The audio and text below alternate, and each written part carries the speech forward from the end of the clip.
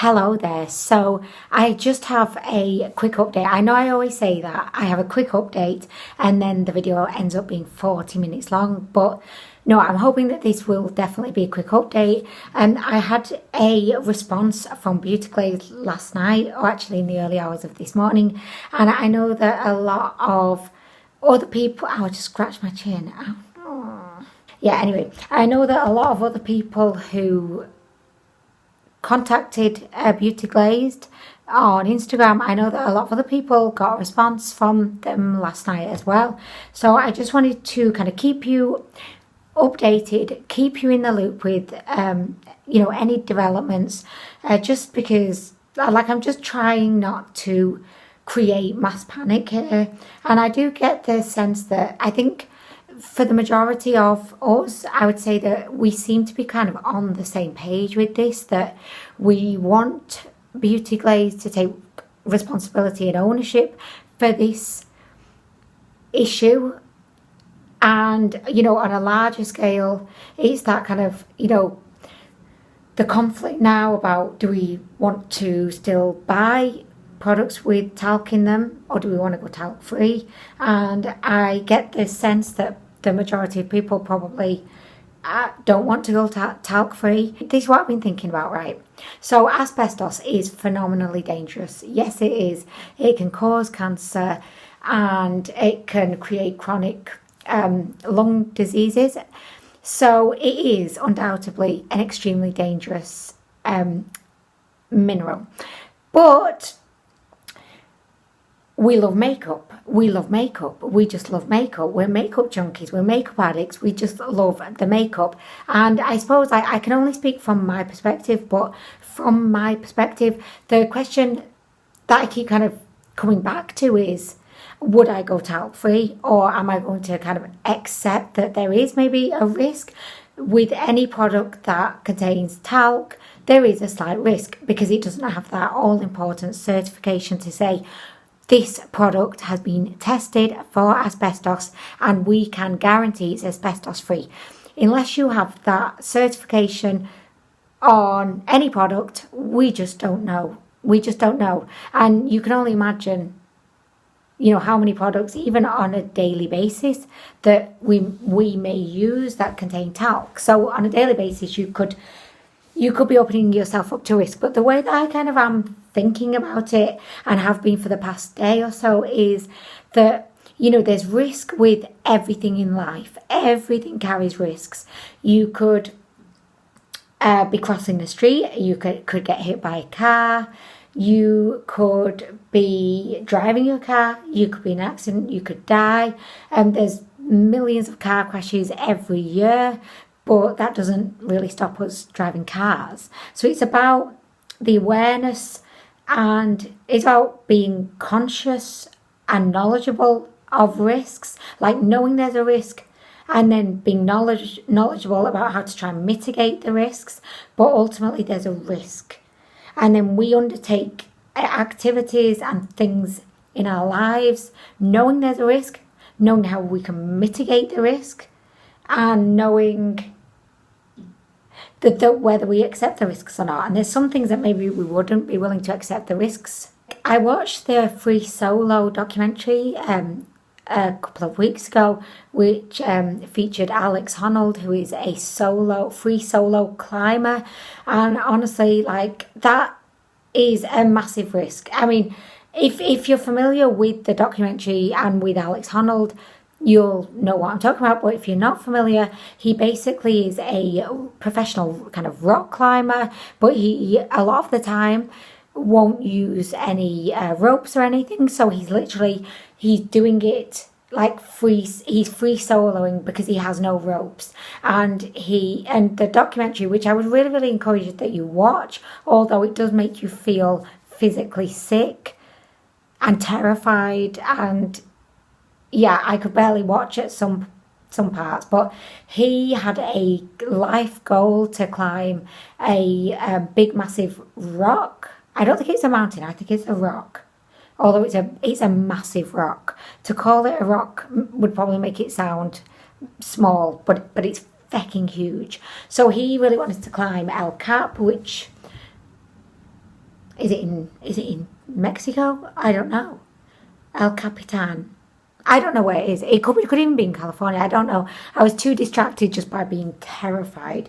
But he had this goal to climb up there, and literally one false move, one minor blip in his focus, exhaustion, getting a bit dizzy, anything like that, he would just fall to his death. He would explode upon impact. So, we all take risks in life. And for me, like, again, the one particular example I was thinking of as well was, my boys love going on their skate ramps. They love going on their scooters. And like a lot of the time, there'll be like, maybe 30 kids on there. There'll be young kids that have only just learned to walk and they don't pay attention to anything.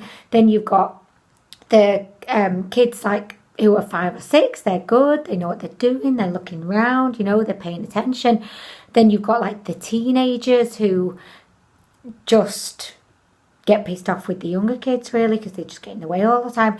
But then you've got the skateboarders who are a law unto themselves. They give no shits. They just come from all angles. They cause the most amount of accidents on the skate park. But I was thinking to myself when I was watching them the other day that this carries risks. Like allowing them to go on the skate park, there's risks. They could fall. They could break a leg, an arm. They could have a serious head injury, even though they always wear helmets. Of course, they would not go on without helmets, but still, there could be injuries that could be potentially life-changing.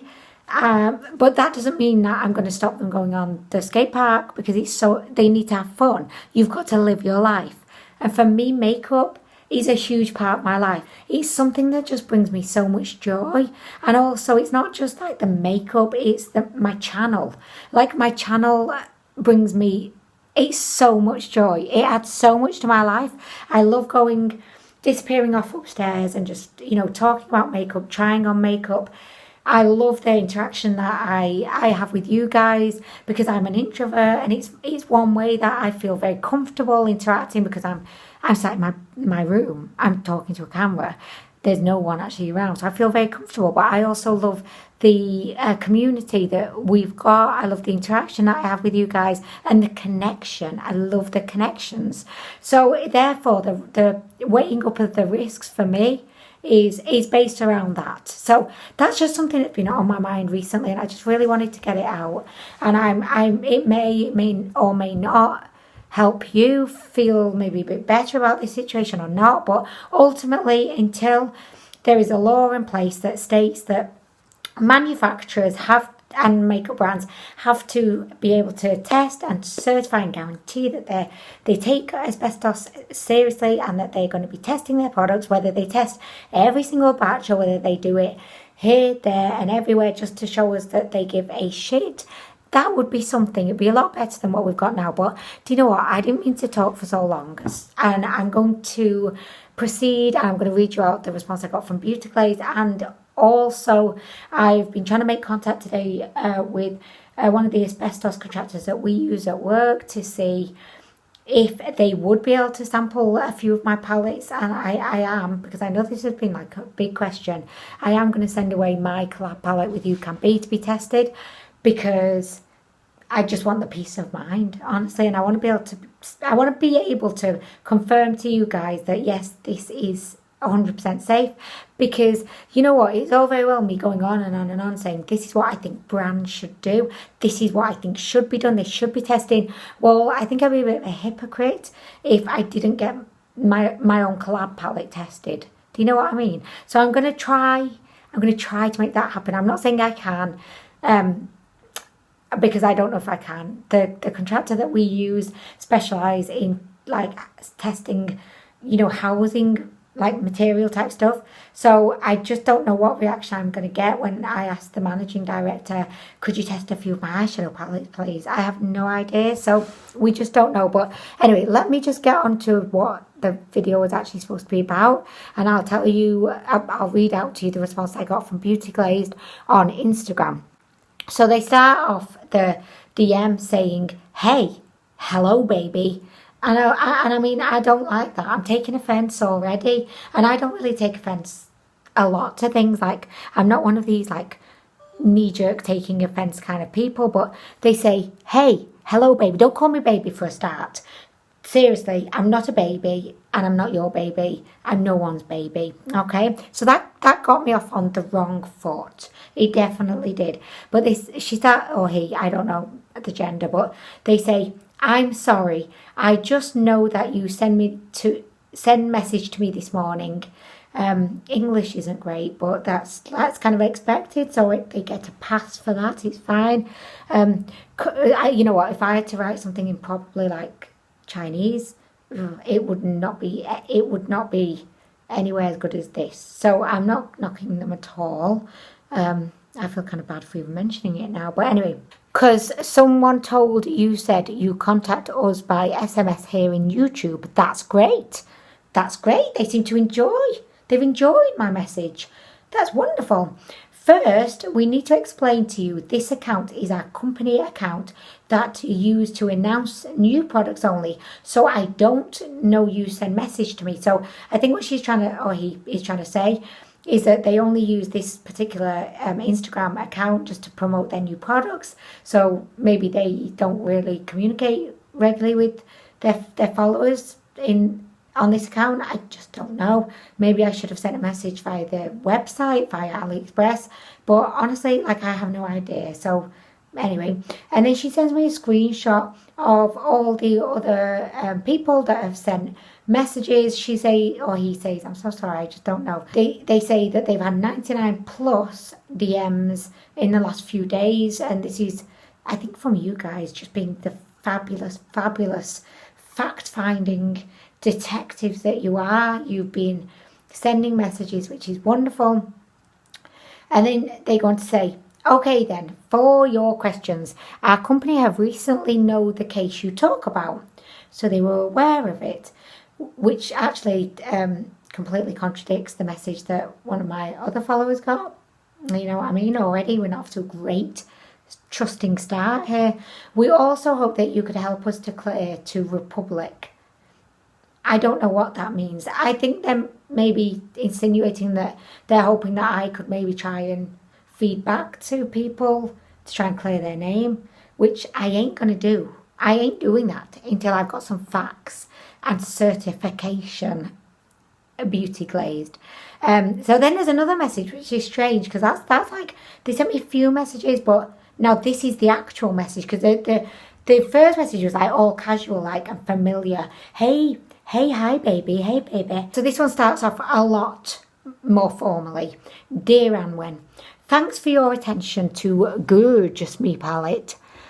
They spelled the name of the palette wrong, but I'm not going to, that's a translation thing, you know. After your report about this, we recently also hear about this. First, sorry about this matter. So they've apologised, which, okay, I'm softening up a little bit. I have to say, I'm kind of softening a bit. We also have responsibility to explain about this. Again, I'm softening. They're saying all the right things to me, so that's great. These days, we are checking... Stop making noises. Excuse me here. Stop. I'm on my lunch break. Stop it. Just, sorry, my laptop. Wanting to be centre of attention as always. So anyway, we also have responsibility to explain about this.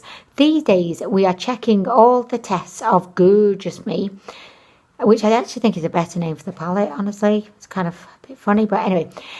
So these days, they're checking the tests of Gorgeous Me. And I want to say is that although our brand is only 3 years new brand, but our factory has 12 years experience in makeup, and it also has FDA qualification, and the material test of Gorgeous Me has passed SGS and RIPT, all proved to be safe. And now I'm not sure what those acronyms stand for, but I'm going to find out. And I don't know if either of those acronyms or the testing, whatever they were trying to test, I don't know if that had any relation to asbestos specifically, but I'll try and find out. Now, in response to you and the fans' concern, we have did FDA test of Gorgeous Me. It need about a month to own the result. We also asked to do another new test of special asbestos of Gorgeous Me. It need about 2 weeks. So they've sounds to me like they've done more testing, which is wonderful. I'm looking forward to seeing the results of that, and I appreciate that they've done more testing. We are a responsible company and also be responsible to customer. Anwen, thanks again for your attention. Hope the result will eliminate the concern about Beauty Glazed.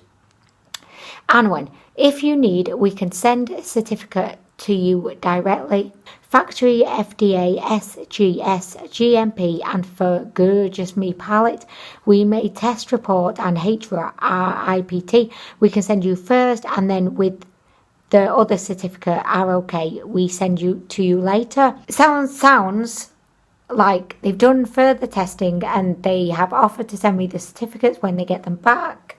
I think one of them is due in like 2 weeks, another one in a month. So I've basically responded. I'll put my response up here so that you can read it. I've asked them if they could send on the certificates. That would be fantastic.